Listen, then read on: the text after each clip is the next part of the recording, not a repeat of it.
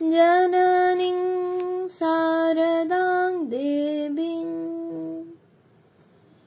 रामकृष्णं जगद्गुरुं पादपद्मे त्वयोश्रित्वा प्रणमामि मुहुर्मुहुः। বেলুড় রামকৃষ্ণ সংঘের সংখ্যাধ্যক্ষ পরম্পরা থেকে পাঠ, পৃষ্ঠা সংখ্যা 314, প্রথম পর্ব। স্বামী রঙ্গনাথানন্দ। কলকাতায় পৌঁছে অদ্বৈত আশ্রম ঘুরে ঘুরে বেলুড় মঠে এলাম। এসে দেখি অখণ্ডানন্দজি তার আগেই মঠে পৌঁছে গেছেন। এর কারণ, মহাপুরুষ মহারাজ মস্তিষ্কে রক্তক্ষরণের দরুন অচৈতন্য হয়ে পড়েছেন। যাই হোক, ক্রমে আমার মহীশূরে ফিরে যাওয়ার সময় হয়ে এলো। অখণ্ডানন্দজির কাছে বিদায় নিতে গেলে তিনি বললেন, আমি মাঝে মাঝে বাতের ব্যথায় কষ্ট পাই। শুনেছি গুরুবায়ুর শ্রীকৃষ্ণ মন্দিরের তেল বাতের রোগে উপকারী। মহারাজকে বললাম, আমি ফিরে গিয়ে সেই তেল পাঠাবো। রোগাক্রমণের পর সংকট অবস্থা কিছুটা কেটে গেলে আমি ফিরে আসার প্রাক্কালে মহাপুরুষজিকে শেষবার দর্শন করি। তিনি কয়েকটি উঁচু বালিশের ওপর মাথা রেখে পৃষ্ঠে ভর করে শয্যায় শায়িত ছিলেন। তার মুখমণ্ডল সৌম্য, প্রশান্ত, নির্বিকার। সাষ্টাঙ্গে প্রণাম করতেই মহাপুরুষজিকে তার সেবক জানালেন যে আমি আশ্রমের কাজে মহীশূর ফিরে যাচ্ছি। বাক রোধ সত্ত্বেও তার চোখ দুটি যেন কথা বলছিল, অন্তরের ভাব বহন করে আনছিল। মহাপুরুষজির মুখখানি আশীর্বাদের হাসিতে উজ্জ্বল হয়ে উঠল। আমার প্রতি তাঁর আশীর্বাদ আত্মপ্রকাশ করছিল তাঁর বাম হস্ত উত্তোলনে। তিনি সেবককে ইঙ্গিতে জানালেন, মহীশূরস্থ চামুণ্ডা দেবীর এবং মহীশূর আশ্রমে শ্রী রামকৃষ্ণদেবের পূজার জন্য আমার হাতে কিছু টাকা দিতে। আমি সে অর্থ পবিত্র ন্যাস হিসেবে গ্রহণ করলাম এবং মহীশূরে পৌঁছে মহাপুরুষজির ইচ্ছানুযায়ী পূজার বন্দোবস্ত করলাম। মহাপুরুষজির বিশেষ আরাধ্যা দেবী চামুণ্ডা এবং ইষ্টদেব শ্রী রামকৃষ্ণের পূজার প্রসাদ তাকে যথাসময়ে পাঠিয়ে দিলাম। অখণ্ডানন্দজি যে তেল চেয়েছিলেন সেটাও তাকে পাঠাই। মহাপুরুষ মহারাজ ও অখণ্ডানন্দজির সাথে আমার সম্পর্কের বিবরণ এই পর্যন্তই। মঠে আমি যখন ব্রহ্মচারী অবস্থায় ছিলাম তখন পূজনীয় খোকা মহারাজ স্বামী সুবোধানন্দজি থাকতেন স্বামীজির শয়ন ঘরের উত্তর দিকের ঘরে। আমি মাঝে মাঝে কিছু সময় তাঁর সাথে কাটাতাম। তিনি কখনো বারান্দায় শুয়ে থাকতেন এবং তাড়িয়ে তাড়িয়ে হুঁকোতে তামাক খেতেন। তাঁর কাছে আমার কোনো সংকোচ ছিল না। আমি পাশে বসে তাঁর সেবা করতাম। তিনি আমার কাছে বিভিন্ন বিষয়ে সরলভাবে কথা বলতেন, ঠিক যেন ছোট্ট একটি শিশু, একটি খোকা।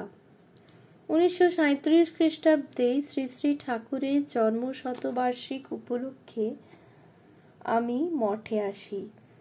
অনুষ্ঠান শেষে বেনারসে যাই।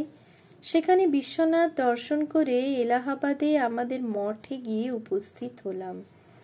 সেখানে সংঘাধ্যক্ষ বিজ্ঞানানন্দজিকে প্রণাম করলাম।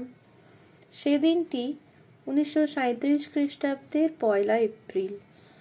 স্থানীয় এক বাঙালি ভক্তের বাড়িতে আমার দুপুরের আহারের ব্যবস্থা ছিল। এত ভালো দুপুরের খাবার আগে কখনো খাইনি। এরপর বেনারস ও কলকাতা ঘুরে মহীশূর ফিরে গেলাম। আমার সুযোগ হয়েছিল স্বামী অভেদানন্দজিকেও দর্শন করার। শ্রী শ্রী ঠাকুরের জন্মশতবার্ষিক উপলক্ষে কলকাতার টাউন হলে অভেদানন্দজির বক্তৃতা শুনেছিলাম। তার বক্তৃতা অত্যন্ত চিত্তাকর্ষক হয়েছিল। ওই উপলক্ষে ইউনিভার্সিটি ইনস্টিটিউট এ রবীন্দ্রনাথ ঠাকুরও বক্তৃতা করেন। আমি সেখানেও উপস্থিত ছিলাম।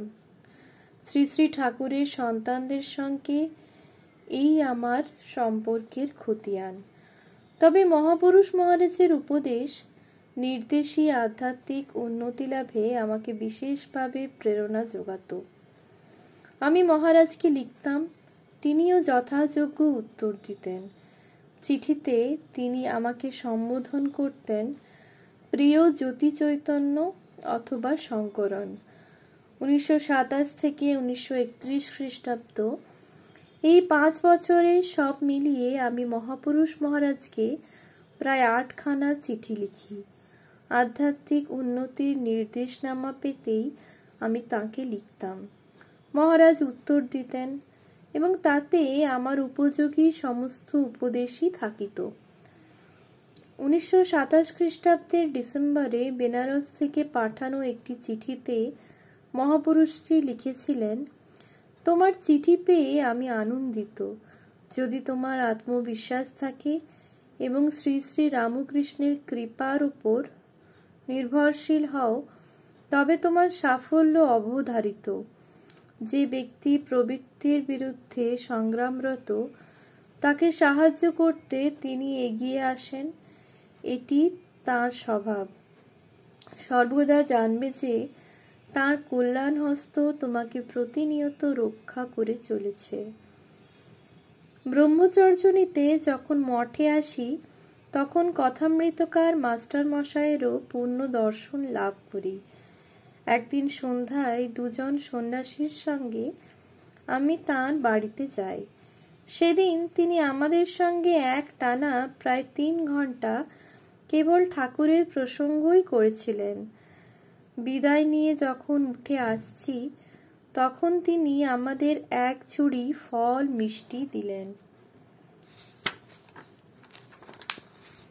ছুরিটি তার হাত থেকে নেওয়ার সময় আমি জিজ্ঞাসা করলাম, এগুলি কি ঠাকুরকে নিবেদন করার জন্যে? মাস্টার মশাই বললেন, না না, সাধুদের জন্য। সাধুরা খেলেই হবে। ঠাকুর আমাকে বলেছেন সাধু সেবা করতে। ছুরিটি নিয়ে এসে আমি মঠের ভাণ্ডারে দিয়ে মাস্টার মশাই এর ইচ্ছার কথা বললাম। সন্ন্যাসীর পর রঙ্গনাথানন্দজি আবার ফিরে গেলেন নিজের কর্মক্ষেত্র মহীশূর আশ্রমে। সেই সময়ে আশ্রমের অবস্থা মোটেই ভালো ছিল না। বাইরের ভিক্ষাতেও বেরোতে হতো। প্রসঙ্গত উল্লেখ করা যেতে পারে, মহাপুরুষ মহারাজ তাকে সন্ন্যাসের আগেই গেরুয়া পরে ভিক্ষার অনুমতি দিয়েছিলেন।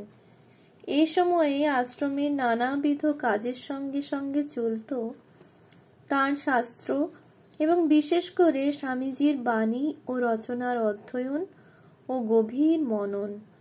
গীতা, বিবেক চূড়ামণি এবং কিছু উপনিষদের শ্লোক তিনি এ সময়ে কঠোর নিয়মের সঙ্গে মুখস্থ করেছিলেন। এ সময়েই যোগাসনে পারদর্শী একজন ব্যক্তির কাছে যোগাসনের পাঠ নেন এবং সেই অভ্যাস চিরদিন অটুট রেখেছিলেন। 1932 খ্রিস্টাব্দে মহীশূরে শুরু হয়েছে স্টাডি সার্কেল। সেখানে অন্যান্য সন্ন্যাসী পড়ুয়াদের সঙ্গে তিনিও যোগদান করতেন, যদিও তিনি তখন ব্রহ্মচারী জ্যোতি চৈতন্য।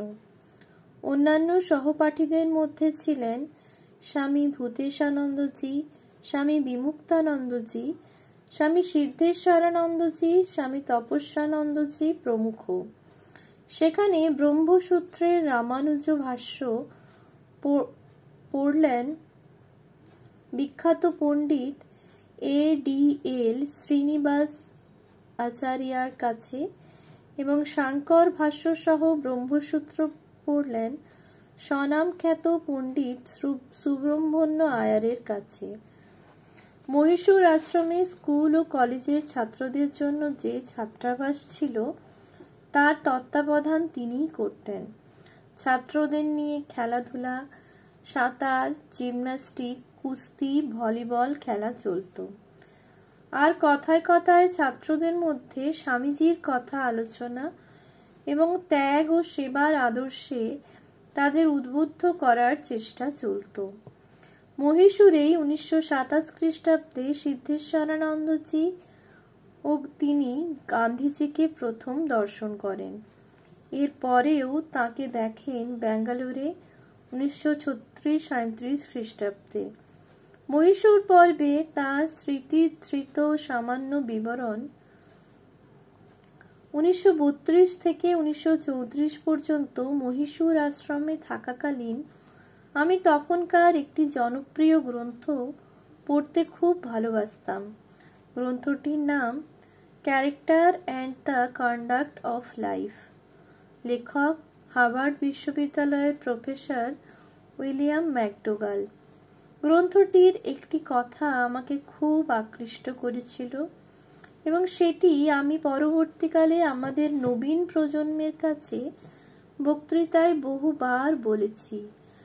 সেটি এই: অল্প বয়সীরা চায় প্রশংসা পেতে, কিন্তু তার চেয়ে ভালো হলো প্রশংসনীয় হয়ে ওঠা। রামকৃষ্ণ সংঘে যোগ দেওয়ার পর আমি যেসব সেবাকর্মে নিযুক্ত ছিলাম সেগুলির মধ্যে একটি ছিল জেলবন্দি আসামিদের কাছে ভাষণ দেওয়া। এটা প্রথম শুরু হয়েছিল 1933-34 খ্রিস্টাব্দে মহীশূর জেলে। সেখানে 20 জন বন্দি আসত। তারপর শুরু হলো ব্যাঙ্গালোর জেলে। স্বামী বিবেকানন্দের শিষ্য স্বামী সোমানন্দ এই কার্যের সূত্রপাত করেছিলেন অনেক বছর আগে, তখনকার মহীশূর সরকারের আহ্বানে। জেলের মধ্যে শ্রী রামকৃষ্ণের একটি ছোট মন্দির ছিল এবং পূজার জন্য সামান্য কিছু অর্থ মঞ্জুর করা হয়েছিল।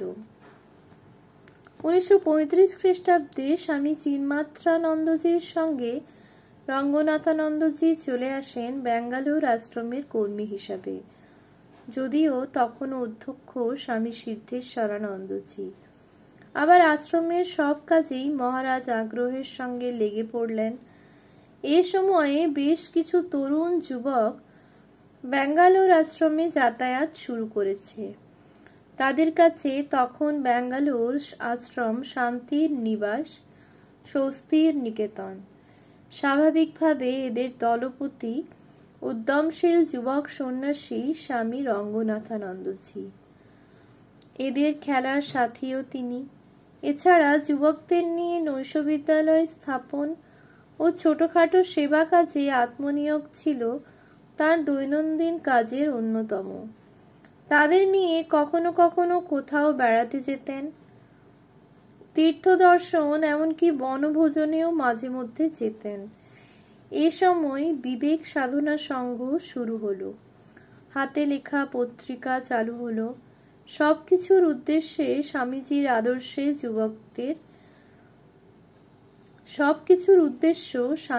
আদর্শে যুবকদের জীবন তৈরি করা। সে সময়ের কিছু কথা মহারাজের ভাষায়। আমি ব্যাঙ্গালোর আশ্রমে এলাম 1935 খ্রিস্টাব্দে। সোমানন্দজি দেহত্যাগ করলেন তার পরের বছর। তারপর আমাকে এই কাজের জেলবন্দি আসামিদের কাছে ভাষণ ভার নিতে হলো। সানন্দে আমি প্রত্যেক রবিবার সকালে ওই কাজ করতাম। 40 থেকে 50 জন বন্দি আসত। আমি তাদের কাছে কিছু জাতীয়তাবাদী চিন্তা ভাবনা ও গীতা থেকে কিছু ভাব তুলে ধরতাম। তাদের তা ভালো লাগতো। সেই বছরের কোনো এক সময়ে আমি অবাক হয়ে লক্ষ্য করলাম আমার শ্রোতাদের মধ্যে রয়েছে নতুন ধরনের কিছু বন্দী, যেমন 2 জন কংগ্রেস নেতা, H.C. দাসাপ্পা, যিনি পরে কেন্দ্রীয় রেলমন্ত্রী হয়েছিলেন, এবং চেঙ্গালারায়া রেড্ডি, যিনি পরে মধ্যপ্রদেশের গভর্নর হয়েছিলেন। 1936 খ্রিস্টাব্দে শ্রী রামকৃষ্ণের জন্মশতবার্ষিক পালন উৎসব উপলক্ষে ব্যাঙ্গালোর সেন্ট্রাল জেলে হরিকথার আয়োজন করা হয়। পরিবেশন করেন একজন জনপ্রিয় কথক। তারপর সকল বন্দীর মধ্যে প্রসাদ বিতরণ করা হয়। অনুষ্ঠানে জেল সুপারিনটেনডেন্টও উপস্থিত ছিলেন। পরে বন্দীরা একে একে এসে আমাকে প্রণাম করে একটা করে বড় লাড্ডু নিয়ে গেল। সব মিলিয়ে 1000 বন্দী ছিল। তাদের কয়েকজন বলল, আমরা এমন আনন্দ আগে কখনো পাইনি, আমাদের দারুণ ভালো লেগেছে। ওম শান্তি শান্তি শান্তি। হরি ওম তৎসৎ। শ্রীরামকৃষ্ণার্পণমস্তু।